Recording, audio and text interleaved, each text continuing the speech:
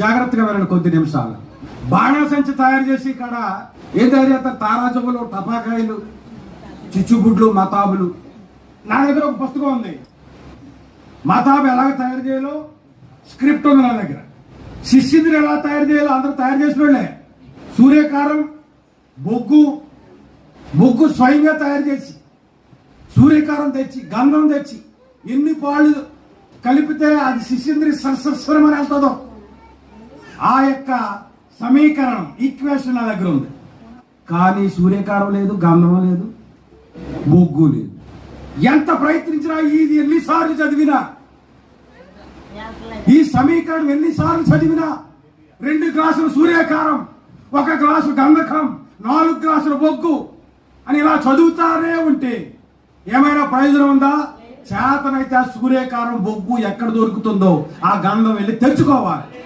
ఈవేళ వర్తమాన సేవకులు అలాగే ఉన్నారు. ఏముందో తెలుసా? వర్తమానం అనే స్క్రిప్ట్ ఉంది బోధించడానికి, వేదికలు పగలగొట్టడానికి, అన్ని రకాలుగా ఈ వర్తమానం సరిపోతుంది. పూర్వం వాకింగ్ చెప్పాలంటే రేత్రి పగలం రెఫరెన్స్లు తీయలేక మైండ్లో గుర్తుంటుంది కదా, రెఫరెన్స్ ఎక్కడుందో తెలియదు. ఇప్పుడు అలా కష్టపడవలసిన అవసరం లేదు. మహాదేవుడి కృపను బట్టి ప్రవక్త ఒక రుబ్బిని పిండిచ్చేసాడు మీకు, అట్లేసుకోవడమే. కనుక తేలికైపోయింది ప్రసంగం చేయటం. ప్రసంగం అని ఎవడని చేస్తాడు? ఎవడు చేయడు ప్రసంగం? ఆ జీవితం నీలో, నీ కుటుంబంలో ఉండాలి. జాగ్రత్త సేవకుడా. కనుక సజ్జన ద్వేషులు, వాక్యం నెరవేరుతుందా? సజ్జన ద్వేషులు, మంచి పనికిరాదు, దేవుని కొరకు రోషముగా నిలబడిన వారు, ఇష్టం లేదు, చేతనైతే వాక్యానుసారముగా జీవించి చూపించు.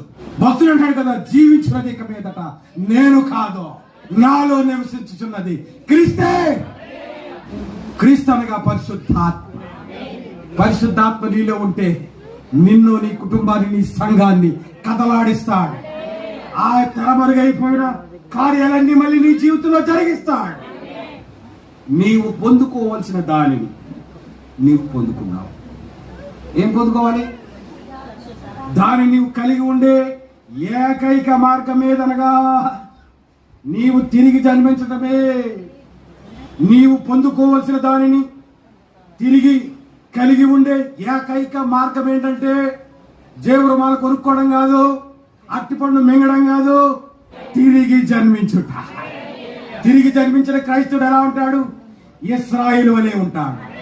ఇకపై నువ్వు యాకోబు కాదు, నీవు ఇశ్రాయేలువే.